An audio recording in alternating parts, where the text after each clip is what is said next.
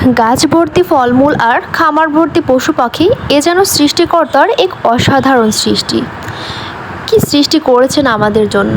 প্রতিটা গাছে গাছে এমনভাবে ফল ধরে আছে যেন মানবকুল খেয়েই শেষ করতে পারবে না। গাছ ভর্তি জাম্বুরা, গাছ ভর্তি পেয়ারা, এমনকি গাবও ধরেছে প্রচুর পরিমাণে।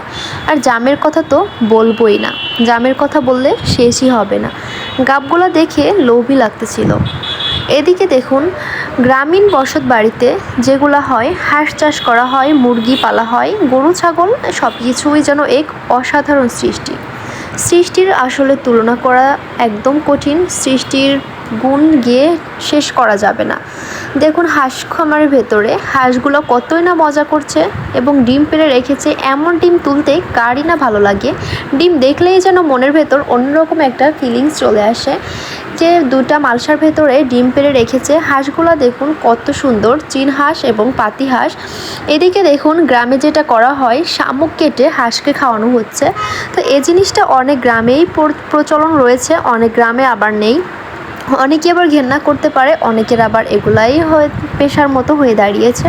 তো আমাদের যখন মাছের খামার ছিল তখন আমাদেরও কিন্তু এভাবে লোক দিয়ে শামুক কাটিয়ে তারপরে শামুক খেতে দিত। তো যাই হোক, দেখুন নারকেলও কিন্তু খুব অসাধারণ একটা ফল। তো গাছ থেকে নারকেল পড়ার দৃশ্যটা দেখাতে পারিনি, তাতে কি হয়েছে, আমি নারকেল ছোলার দৃশ্যটা অবশ্যই আপনাদেরকে দেখাবো। তো এটা হচ্ছে আমার আব্বু নারকেল ছুলতেছিল এবং সে নারকেল দেখুন আমাদের পিঠা বানানোর জন্য নারকেল ছোলা হচ্ছে। তো যাই হোক, সে নারকেল ছুলবে আর ইভান আর আমি দাঁড়িয়ে দাঁড়িয়ে ভিডিও করতেছিলাম।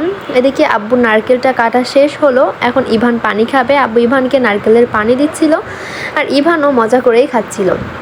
দেখুন, পানিটা একদম টলমলে টসটসা, পানিটা দেখে আমারই খেতে ইচ্ছা করতেছিল, কিন্তু অল্প, যার কারণে আমি খাইনি।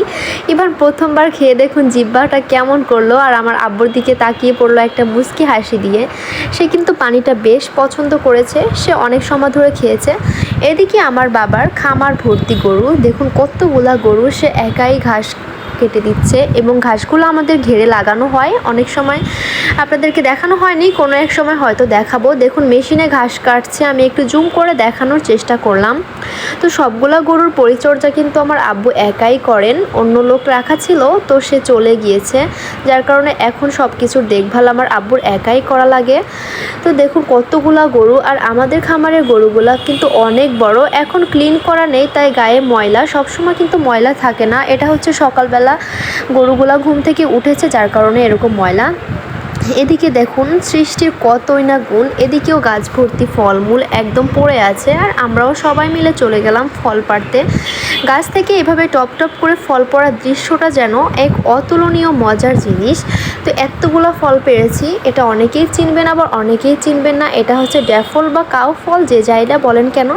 তো আজ এ পর্যন্তই শেষ, আবারও কোনো ভিডিওতে দেখা হবে।